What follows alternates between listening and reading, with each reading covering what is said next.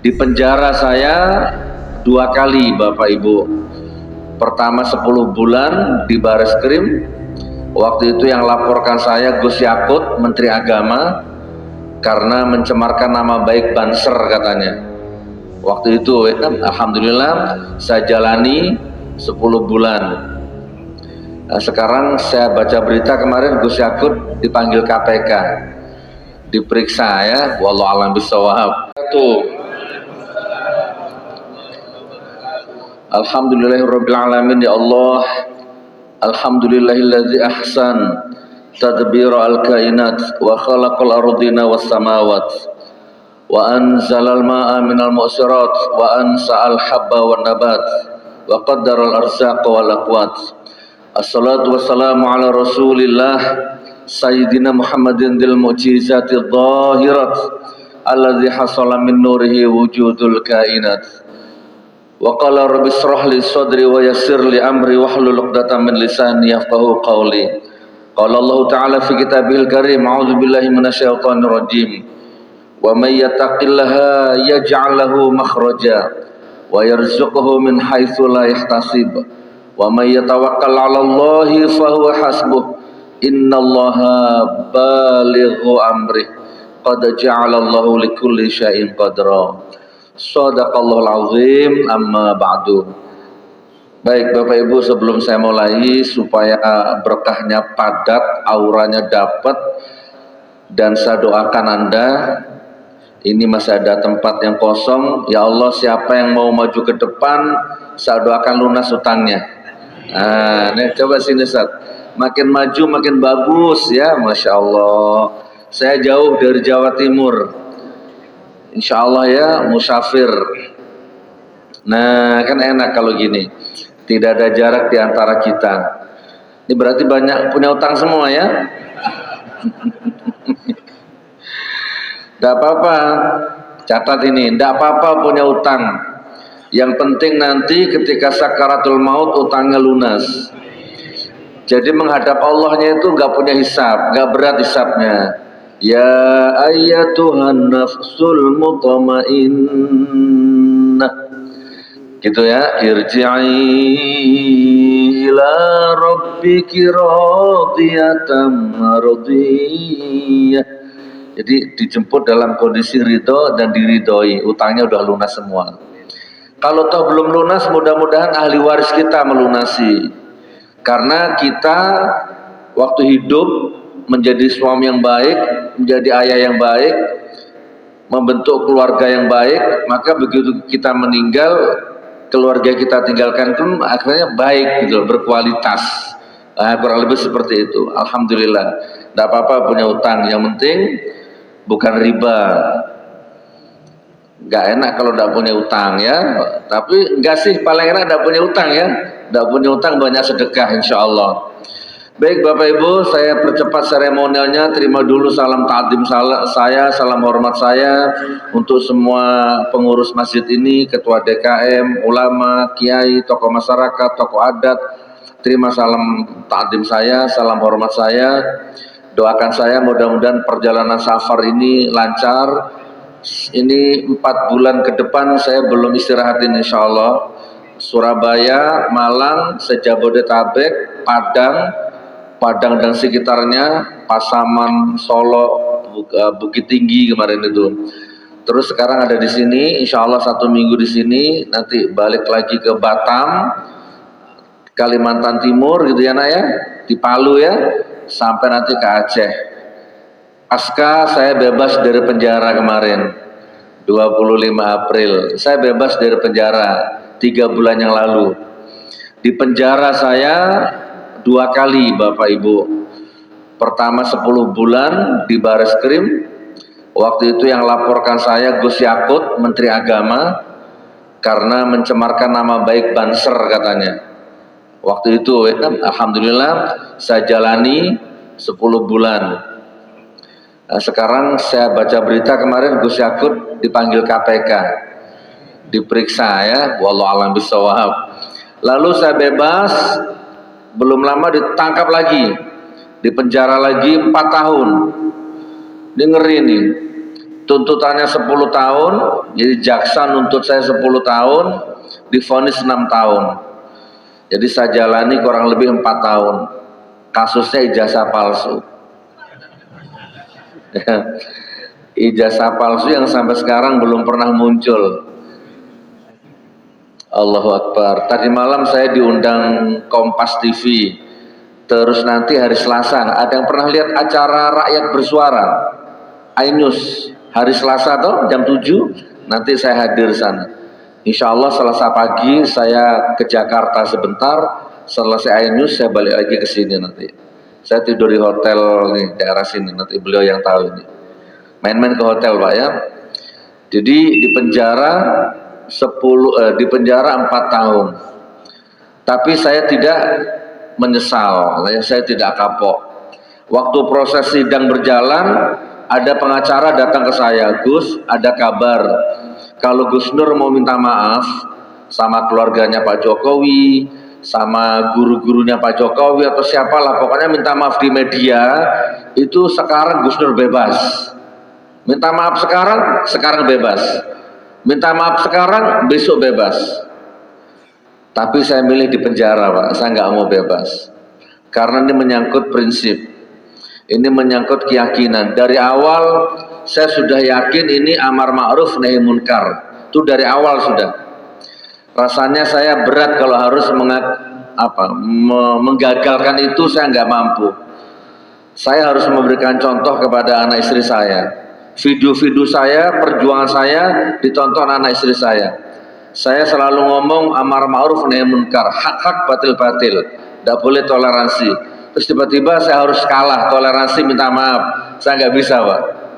Ya, saya bisa kalahkan 1000 orang, tapi bukan itu yang hebat Pak. Yang hebat itu bukan yang kalahkan 1000 orang, yang hebat itu orang yang bisa mengalahkan egonya di depan anak istrinya, yang bisa mengalahkan egonya di depan bapak ibunya, ayah bundanya, yang bisa mengalahkan egonya di depan Al-Quran, di depan Allah. Jadi kalau waktunya sholat, tutup handphonenya, sholat, tegakkan tepat waktu. Waktunya sholat, tutup tokonya, tegakkan sholat tepat waktu. Ada tamu, walaupun presiden, waktunya sholat, tutup pertemuannya, ajak sholat dulu presidennya, tepat waktu. Nah, itu baru hebat itu Pak. Berantem sama istrinya, suami istri berantem, cekcok tinggi, tiba-tiba azan, Allahu Akbar, Allahu Akbar. Nah sebagai suami, sebagai presiden, stop. Manggil apa sama istri? Di sini manggil apa? Yayang, bebek. Nah, yang gimana nih yang lagi berantem ini? Adzan. Sebagai suami, aku perintahkan kita sholat dulu berjamaah. Nanti selesai sholat berantem lagi, tidak apa-apa. Ayo sholat. Akhirnya berjamaah toh, dalam suasana emosi berjamaah. Suaminya ngimamin, waladhdallin. Istrinya masih emosi Pak, jawab, amin. Gak apa-apa. Rakaat kedua, waladhdallin. Istrinya sudah mulai tidak emosi, amin. Akhirnya salam, assalamualaikum, assalamualaikum. Lanjut, Bapak sampaikan, gimana? Yang lanjut berantem atau bagaimana? Istrinya jawab, iya lanjut di kasur sajalah ya. Berantemnya di tempat tidur ya. Jihad fisabilillah. Jadi begitu saudaraku. Bismillah. Perjuangan itu banyak macamnya. Suami berjuang siang dan malam, siap mati berkalang tanah demi kemuliaan anak istrinya, itu juga jihad. Mati syahid. Serius Pak. Bahkan kalau siapa di ruangan ini yang sudah kerja keras bertahun-tahun tapi tidak ada peningkatan, utang tidak lunas-lunas, masalah nggak berhenti-berhenti. Nah coba, jangan-jangan salah satunya adalah energi negatif di dalam rumah tanggamu yang terlalu banyak. Coba Bapak Ibu, sebelum saya masuk materi inti ya, coba mulai sekarang bapak-bapak ini setiap mau berangkat kerja atau setiap selesai sholat, setiap ngaji subuh itu, coba panggil istrinya, dicium pipinya kanan kiri, ditekan penuh kemesraan, gitu, gitu. Coba Pak, setiap mau berangkat kerja, cium pipinya istrimu, cium pipinya anak-anakmu Pak. Demi Allah Anda sukses. Demi Allah Anda berwibawa hidupnya, bermartabat hidupnya. Kemanapun usahanya pasti lancar, pasti sukses. Silakan coba dicium tiap pagi. Gus Nur apa seperti itu? Iya, saya ngamalkan itu. Saya nggak akan keluar rumah kalau suasana rumah tangga saya lagi tidak baik-baik saja. Harus clear dulu. Itu istri saya tuh, cantik sendiri itu ya. Kebetulan beliau ikut yang pakai niqab itu. Saya cium beliau tiap pagi. Kalau saya lupa, beliau yang cium saya. Saya cium pipinya, dia cium tangan saya. Assalamualaikum ma. Waalaikumsalam abdi. Berangkat kita. Coba teman-teman, nggak usah sikap jimat, makan kembang, makan menyan, cari dukun, cari paranormal, nggak usah. Bahagiakan istrimu, jangan sakiti istrimu, selesai urusan. Allah akan lancarkan rezekimu Pak. Serius, jangan pelit-pelit sama istri. Ini ada laki-laki sama istrinya pelit, sama selingkuhannya royal. Naudzubillah min dzalik. Hancur hidupmu. Apalagi kalau bapak punya anak perempuan. Jangan Pak, ya Allah, jangan. Mengenaskan nanti hidup kita di masa tuanya nanti. Jangan saudaraku. Itu juga salah satu bentuk perjuangan. Jadi wa ma khalaqtul jinna wal insa illa liya'budun. Setiap saya melangkah, saya orientasikan demi kemuliaan anak dan istri saya. Anak-anakku, kamu harus kuliah di Mesir, di mana kayak terserah, di Madinah, di Mekah, di Libya, sepanjang apa iman, habis siap berkalang tanah demi kemuliaanmu kelak dunia dan akhirat. Gitu. Lalu ada perjuangan menegakkan kebenaran, melawan kedoliman, amar ma'ruf nahi munkar. Nah ini yang saya lakukan Pak selama 10 tahun yang kemarin itu, melawan pemerintah rezim Jokowi. Bukan Pak Jokowinya Pak. Kita nggak boleh benci sama orang, haram hukumnya. Saya nggak pernah benci sama Pak Jokowi. Saya nggak kenal. Pak Jokowi orang Solo, saya orang Madura, jauh, nggak kenal. Nggak boleh membenci orangnya. Saya hanya membenci dan marah sama kebijakannya, keputusannya. Di mata saya waktu itu munafik, pendusta, pembohong, perusak, penipu. Waktu itu di mata saya. Dulu, ini saya cerita dulu Pak, 10 tahun yang lalu. Masya Allah, ternyata luar biasa dampaknya. Pesantren saya diganggu, dakwah saya diganggu, kemana saya dakwah dibubarkan. Saya beli tanah mau bangun pesantren diganggu, dibatalkan. Saya dilaporkan sekarang, besok jadi tersangka. Dilaporkan sekarang, besok ditangkap. Begitu terus. Tapi saya nggak putus asa, hak-hak batil-batil. Masya Allah, saya pernah di penjara Pak, 2,5 kali 2,5, kecil, diisi 9 orang. Saya kalau tidur itu kaki saya begini, gak bisa lurus, nekuk gini. Karena kalau lurus nendang kepalanya orang. Sebab saya nggak pernah makan dana haji Pak. Saya nggak pernah makan uangnya reklamasi, EKTP, nggak pernah. Saya nggak pernah ikut campur. Saya hanya mengkritik. Tapi di penjara dicampur sama 9 orang narkoba, tidurnya kakinya nggak bisa lurus.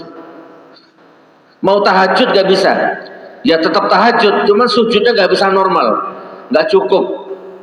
Saya pernah di situ Pak. Masya Allah, rupanya mereka mau menghancurkan mental saya, rupanya mau membuat saya gila. Karena memang sebagian besar yang masuk ke situ gila semua Pak. Sudah malas sholat, lupa istri, bahkan istrinya ditipu, orang tuanya ditipu, di dalam penjara masih sibuk menipu orang. Alhamdulillah, saya dijaga sama Allah. Resepnya ada di sini, surat Muhammad ayat 7. Jadi kalau Anda dalam keadaan terjepit, terpojok, tersudut, ya, Anda dalam posisi udah gak ada jalan keluar, apapun itu, ekonomi, utang, rumah tangga, apapun, solusinya ada di Al-Quran. Surat Muhammad ayat 7. Ada yang tahu? Yang mana bunyinya? Gimana Ustaz? Nah, Nanti dibuka Al-Quran, diamalkan ini Pak, coba amalkan. Insya Allah Pak, amalkan. Al-Qurannya dibuka, di posisi kanan, baris ke-10, surat Muhammad ayat 7. 1, 2, 3, 4, 5, 6, 7, 8, 9, 10. Atau kalau dari bawah, baris kelima. Ya ayyuhalladzina amanu in tansurullaha yansurkum wa yutsabbit aqdamakum. Amalkan itu. Hei orang-orang beriman, tolonglah agama Allah. Allah pasti menolongmu. Dikurung kata-kata pastinya itu. Hei orang-orang beriman, tolonglah agama Allah. Allah pasti apa? Pasti menolongmu. Absolut Pak, Al-Quran. Kalau ada caleg, nyalon, atau ada wali kota, gubernur, calon ya, kampanye, masyarakat pilih saya. Nanti kalau saya jadi, saya pasti begini. Nah, itu saya jamin 90% bohong Pak. Kalau caleg, mau calon gubernur, calon wali kota, calon anggota legislatif, kalau kampanye dia ngomong pasti bohong Pak. Tapi ini Allah yang ngomong, tolonglah agamaku, aku pasti menolongmu. Absolut gak mungkin bohong. Saya maksud caleg yang di Jawa, bukan yang di sini ya. Kalau di sini kayaknya baik semua nih calegnya ya, jujur semua insya Allah. Di Jawa Pak, ngeri Pak. Nyalon jadi wali kota, nyalon jadi gubernur, nyalon jadi anggota dewan, melangkah. Di tengah jalan modalnya kurang, akhirnya jual tanah, jual gudang, jual aset, jual mobil, jual tanah, macam-macam. Ternyata masih kurang Pak, nggak cukup. Tapi ini sudah di tengah jalan ini. Mau mundur nggak mungkin karena sudah banyak modal keluar, 5 miliar, 6 miliar, mau maju nggak mungkin, uangnya habis, modalnya nggak ada. Nah pada titik itu datang pemodal, boleh oligarki, boleh bandar, boleh apa. Kalau nasional mungkin 9 naga, kalau provinsi 9 cacing mungkin ya, dimodali Pak. Terjadilah deal-deal politik. Makanya begitu dia jadi, gak ada Pak, rakyat gak ada Pak. Yang ada bayar utang, korupsi. Dia lupa kalau dia disumpah sama Quran. Makanya rata-rata hidupnya hancur, jabatannya gak berkah. Karena dari awal sudah salah sistemnya. Itu Pak. Tapi ini Allah yang bilang, tolong agama Allah, Allah pasti menolongmu. Ayo Pak, mulai sekarang saya ceramah ini insya Allah 25 menit ke depan ini. Ayo tolong agama Allah, tolong agama Allah, tolong agama Allah, tolong agama Allah. Kenyangkan perut-perut yang kelaparan, walaupun perutmu sendiri lapar. Kenyangkan perut orang yang lapar, walaupun perutmu lapar. Bangun harapan orang, walaupun harapanmu gak jelas. Bahagiakan orang, walaupun hatimu gak bahagia.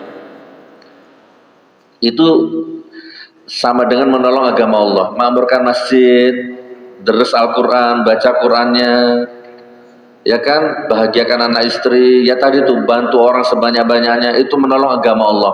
Kalau ini Anda terapkan, insya Allah Pak, insya Allah, ya Allah. Saya di penjara, ada orang datang ke saya, Gus Nur, minta uangnya atau pinjam uangnya 2 juta. Istri saya mau melahirkan, pas saya nggak punya duit, belum ada yang besuk, tidak pegang uang sama sekali, pinjam uangnya 2 juta Gus Nur. Oke. Saya tanya, kamu kenapa kau masuk penjara? Istri mau melahirkan, kamu masuk penjara, kenapa? Saya nyuri motor, apa namanya, sepeda motor. Saya nyuri motor Gus, ya untuk saya jual, untuk biaya anak istri saya lahirkan, biaya istri melahirkan. 2 hari 3 hari saya tawar-tawarkan gak laku-laku. Akhirnya saya foto, saya jual online di Facebook. 1 jam saya posting, datang pembeli, alhamdulillah. Yang beli yang punya motor, bawa polisi. Akhirnya ditangkap. Besok istri saya mau melahirkan Gus, 2 hari lagi mau melahirkan. sudah pecah apa namanya Bu, ketuban ya.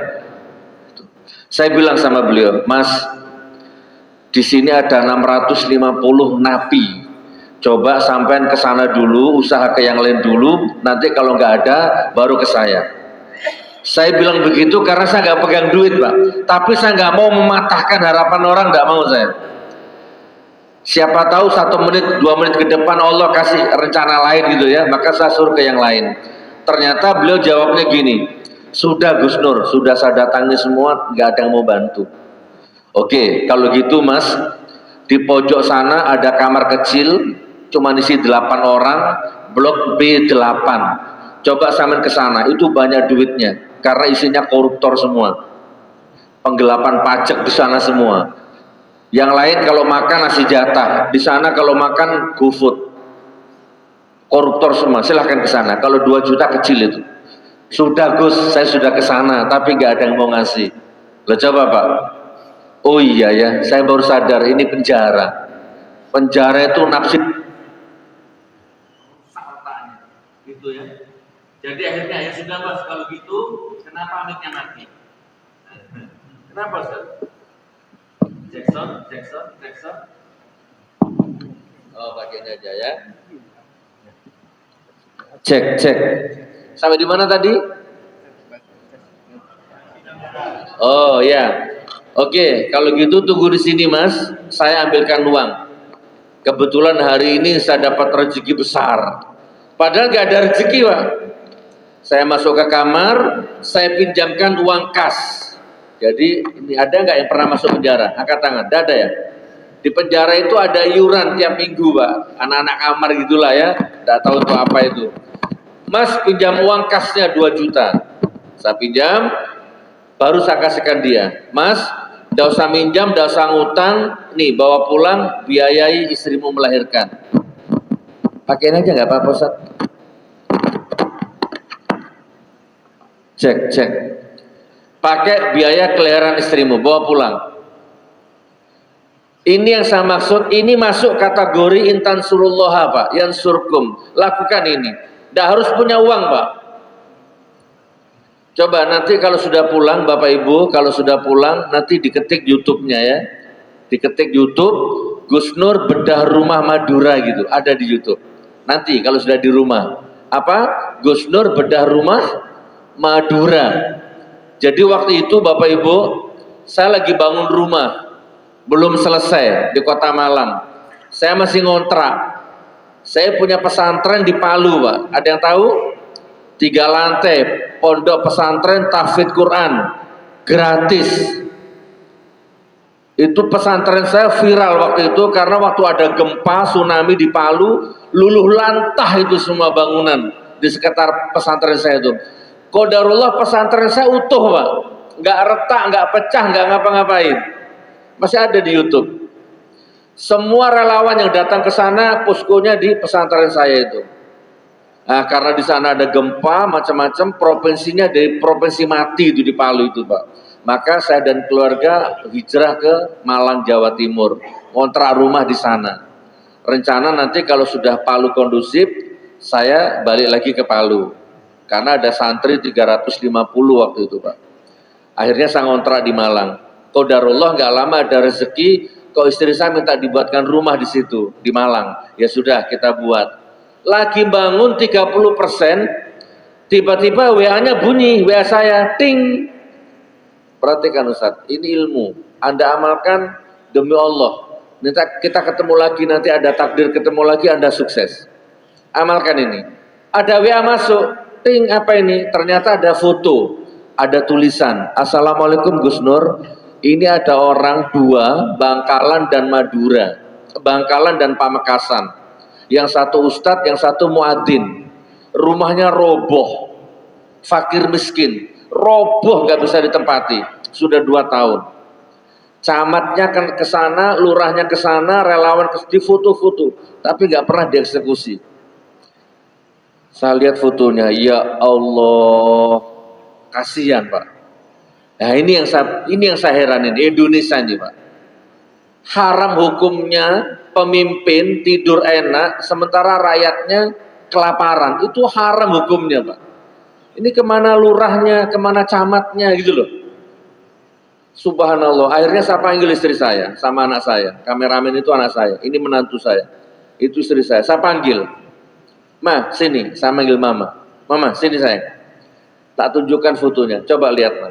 Ini orang Madura, rumahnya roboh. Dilihat sama istri saya. Masya Allah, astagfirullah bi. Ya sudah kata istri saya, rumah kita tunda dulu, kita pending dulu. Ini kita selesaikan dulu. Akhirnya kita sekeluarga ke sana. Sampai di sana saya izin sama ustadznya itu. Ustadz, saya bantu rumahnya, saya bangun, tapi izin saya syuting, saya masukkan YouTube. Bukannya teriak, supaya bupatimu nonton, wali kotamu nonton, presidenmu nonton. Itu niat saya. Biar kebuka mata mereka. Boleh nggak? Boleh Gus, nggak apa-apa. Akhirnya saya syuting. Dari peletakan batu pertama sampai gunting pita. 2 bulan, 3 bulan selesai 2 rumah Pak. Pulang lagi saya ke Malang, perhatikan, rumah masih ngontrak, lihat rumah belum selesai, tapi rumahnya orang selesai duluan. Ada kepuasan batin yang tidak bisa dilukiskan dengan uang Pak. Itu yang saya maksud, intan surullah yang surkum, itu yang saya maksud Pak. Coba amalkan Pak, insya Allah. Jadi walaupun Indonesia nanti bencana alam bubar, itu di Jakarta, di sini aman nanti. Baldatun thayyibatun wa rabbun ghafur. Kenapa? Karena masyarakat di sini, terutama antum-antum ini, lapang dadanya, lapang pikirannya, lapang jiwanya. Gak ada pikiran merampok harta orang. Beda kalau Jakarta Pak, pejabatnya, perutnya sudah gendut, bingung mikir hartanya orang. Rekeningnya sudah banyak, bingung merampok hartanya orang. Naudzubillah min dzalik. Alhamdulillah rumahnya sudah selesai. Itu ada di YouTube, Gus Nur bedah rumah Madura gitu. Gimana kira-kira? Pak, Anda belum punya rumah, lagi ngontrak atau bangun belum selesai, tiba-tiba ada orang minta dibuatkan rumah. Anda panggil istri Anda, adek sini, ini ada orang minta dibuatkan rumah. Kira-kira jawaban istrinya gimana Ustaz? Kira-kira istrinya Bapak mau jawab gimana? Gimana Ustaz? Jangan-jangan istrinya Bapak jawabnya begini, Bapak kesurupan di mana gitu ya?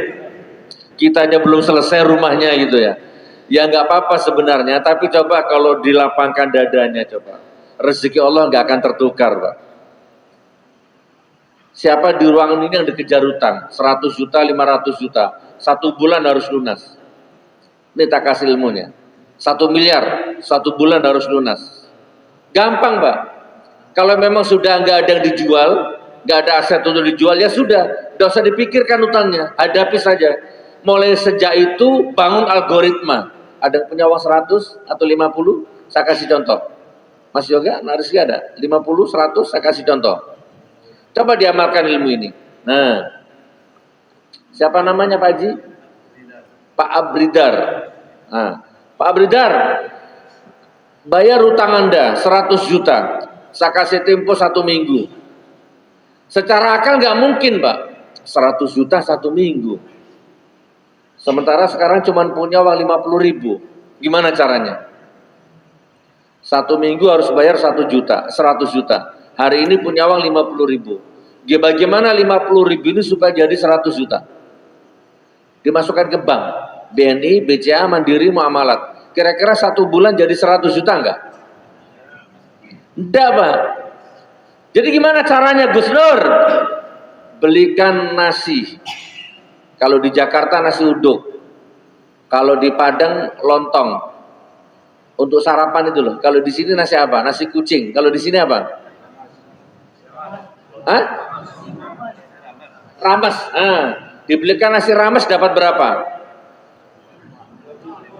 Dapat 5. 2 bungkus. Oh, 1 bungkusnya berapa? 20. Ya udah berarti dapat 2 bungkus. Bu, beli nasi rames 2 bungkus. Bawa nasi 2 bungkus, langsung kasihkan kepada 2 orang yang kelaparan. Naik apa turun nilainya? Kalau dimasukkan ke bank, langsung turun Pak. Tapi kalau dibelikan nasi rames, dikasihkan orang yang kelaparan, naik Pak. Ini iman harus iman ya. Naiknya berapa? Ada di surat Al-Baqarah 261. Ada di sini Pak. Naiknya 700%. Udah hitung sendiri nanti. Kalau 50.000 700%-nya berapa? Absolut Al-Baqarah 261. Bukan saya. Allah ini yang ngomongnya. Barang siapa membelanjakan hartanya di jalan Allah sama dengan nanam satu bibit tubuh 7 tangkai. Masing-masing tangkai berbuah 100 keberkahan. Besoknya lagi ada uang lagi 50. Belikan lagi nasi rames. Kasihkan orang yang kelaparan. Hari ketiga ada uang lagi 50.000. Belikan semen. Kasih di masjid yang sedang dibangun.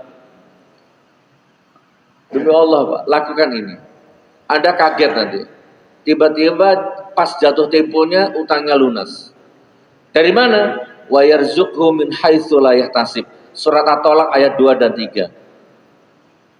Ketika saya di penjara, saya punya utang 175 juta. Ketika saya di penjara, saya punya utang 175 juta. Belum pesantren saya, 50 juta tiap bulan. Listrik, gaji ustadz, gaji marbot, macam-macam itu. Tapi saya nggak patah semangat. Ada surat Fatir ayat 29. Surat apa? Coba, kalau Bapak nggak ingat rugi loh. Surat Fatir 29. Innalladzina yatluna kitaballahi wa aqamus shalat wa anfaqu mimma razaqnahum sirra wa alaniyatan yarjuna tijaratan lan tabur. Pelan-pelan saya baca artinya. Sesungguhnya barang siapa yang sholat, yang membaca Quran, yang sholat, yang sedekah terang-terangan atau sembunyi-sembunyi, maka dia sedang berniaga denganku, kata Allah, yang aku jamin gak akan pernah rugi. Jadi kalau utangnya di atas 2 miliar, satu hari 1 juz Pak. Bangun jam 1 malam. Ngaji sampai nanti tahajud tiba. Satu hari 1 juz, kalau di atas 2 miliar. Buktikan, algoritma berjalan. Bapak punya TikTok, punya IG, punya YouTube, punya Facebook, buka. Teng. Kok ada video pisang nih. Wah, bagus sekali, pisang apa ini? Bapak tonton satu video pisang Ambon, Bapak like. Maka jangan heran sejak itu beranda medsosmu akan dipenuhi video pisang. Kemarin cuma nonton satu video, kenapa sekarang banyak kali video pisang semua yang datang? Itu namanya algoritma. Kasih 2 orang kelaparan sarapan, 2 orang akan datang 4 bungkus untuk Anda. Sedekahkan 4 bungkus rames untuk 4 orang, akan datang 8 bungkus untuk Anda. Itu rumus Pak, absolut Al-Baqarah 261. Tiba-tiba istri saya ditelepon orang Singapura waktu saya di penjara. Demi Allah ditelepon orang Singapura. Gak kenal, gak pernah ketemu saya. Umi, saya tengok Gus Nur di YouTube Umi. Saya tengok Gus Nur di YouTube. Saya tengok Gus Nur di penjara. Saya tak ada niat busuk, tak ada niat buruk. Saya niat tolong Gus Nur. Umi, saya tak cakap, tak banyak pandai bicara, saya mau tanya saja poin-poin Umi. Pertama, Gus Nur punya hutang tak? Kalau punya, saya lunasi hutangnya Gus Nur. Salam, Gus Nur tak usah berat-berat pikir di penjara. Yang kedua, pesantrennya Gus Nur macam mana nasibnya? Kalau belum ada uang, saya biayai pesantrennya sampai Gus Nur bebas.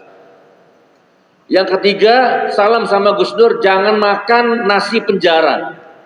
Saya transfer 150.000 per hari untuk makan sampai bebas.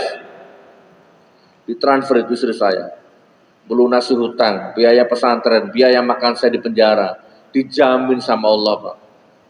Orang Singapura, nanti diketik di YouTube Gus Nur Singapura gitu. Begitu saya bebas, saya langsung ke sana Pak. Saya silaturahim kepada orangnya itu. Terima kasih, namanya Tuan Rashid. Aneh Pak, ya bukan aneh. Wa yarzuqhu min haitsu la yahtasib. Ada di sini semua. Makanya mulai sekarang, ayo kalau capek hidup munafik, capek hidup berpura-pura, capek hidup susah, nih tiap hari baca Quran, tidak boleh libur. Tiap hari, kalau bisa 1 juz per hari. Kalau nggak bisa, ya sudahlah 1 kaca begini. Kalau nggak bisa, ya sudah 1 potong begini. Bismillahirrahmanirrahim. Alif lam ra. Shadaqallahul adzim. Ya nggak apa-apa sudah, cukup. Kalau masih kepanjangan, Bismillahirrahmanirrahim. Nun. Shadaqallahul adzim. Nggak apa-apa. Yang penting baca, Pak. Terlalu tapi ya. Siap kira-kira? Menolong agama Allah siap? Yakin? Alhamdulillah ya Allah. Nah sekarang kalau gitu, ayo saya mau praktek. Tapi saya nggak memaksa. Kalau nanti Anda kuat, angkat tangan. Saya Gus Nur. Tapi kalau nggak kuat, nggak apa-apa. Kita tetap silaturahim. Saya sekarang tinggal di Malang. Bapak Ibu, saya tunggu kedatangannya ke Malang.